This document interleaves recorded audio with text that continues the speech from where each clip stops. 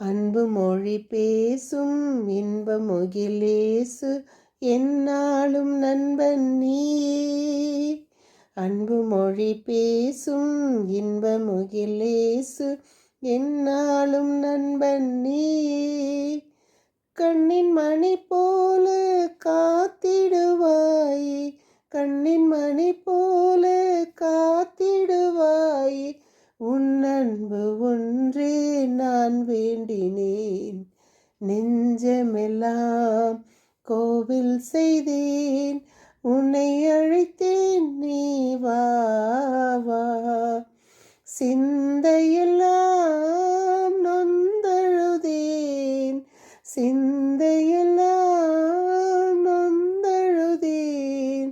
என் சொந்தமெல்லாம் நீதானே, நெஞ்சமெல்லாம் கோவில் செய்தேன். என்னை அழைத்தேன், வா வா.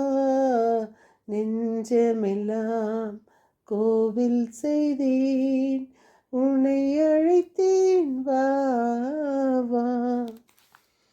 என் இனிய உறவுகளே, 29/7/24 இருக்கிறோம். இன்று புனிதர்கள் மார்த்தா, மரியா, லாசர் நினைவு கூறுகிற நாள். இன்றைய தூய நற்செய்தி, நீரே மெஸ்ஸையா, நீரே இறைமகன், நீரே உலகிற்கு வர இருந்தவர் என நான் நம்புகிறேன் என்று மார்த்தா சொன்னார். ஏன்னா ஆண்டவர் மார்த்தாவை நோக்கி கேட்கிறார். மார்த்தா ஆண்டவரை நோக்கி, நீர் இங்கே இருந்திருந்தால் என் சகோதரன் இறந்திருக்க மாட்டான்.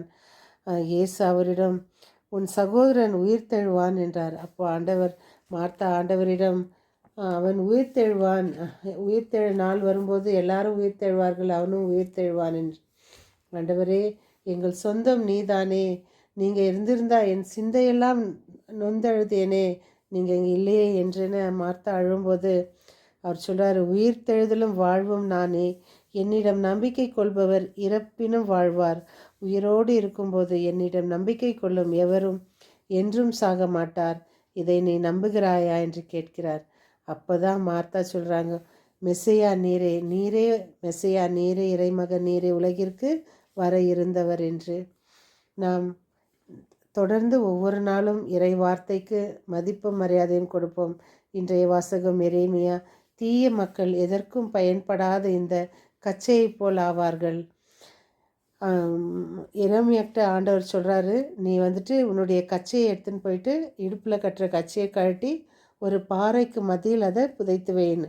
அப்போ சிறிது நாள் கழித்து அதை போய் கொண்டு வா அப்படின்றார். அதே போல் அவரும் அந்த கச்சையை தேடி நோண்டி எடுத்துக்கொண்டு வருகிறார். அப்போ அது மக்கி போயிருக்கு.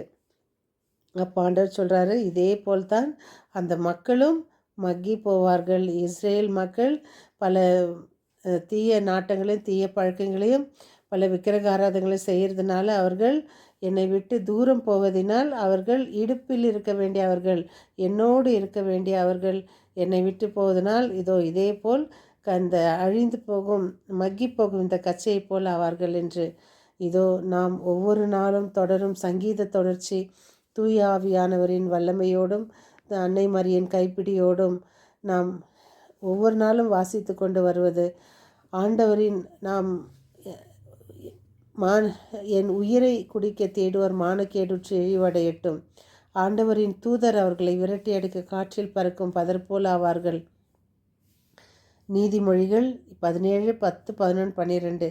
உணர்வுள்ளவருக்கு ஒரு சொல் சொல்வது மிகுந்த பயனை தரும். தீயவர் கலகம் செய்வதையே நாடுவர். அவர்களை அழிக்க கொடிய தூதர் அனுப்புவார். மடமையில் மூழ்கி கிடக்கும் மதிக்கேடனுக்கு எதிர்ப்படுவது குட்டியை பறிகொடுத்த கரடிக்கு எதிர்ப்படுவதை விட கேடானது. நாம் தினம் ஆண்டவருடைய வசனத்தை வாசிப்போம், தியானிப்போம்.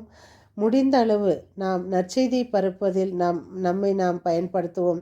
ஆண்டவர் நமக்கு கொடுத்திருக்கிற ஒவ்வொருவருக்கும் பொறுப்பு இது. நம் தோள்மேல் சுமத்தப்பட்ட சுகமான சுமை. மீண்டும் சந்திக்கும் வரை உங்கள் அன்பு தோழி.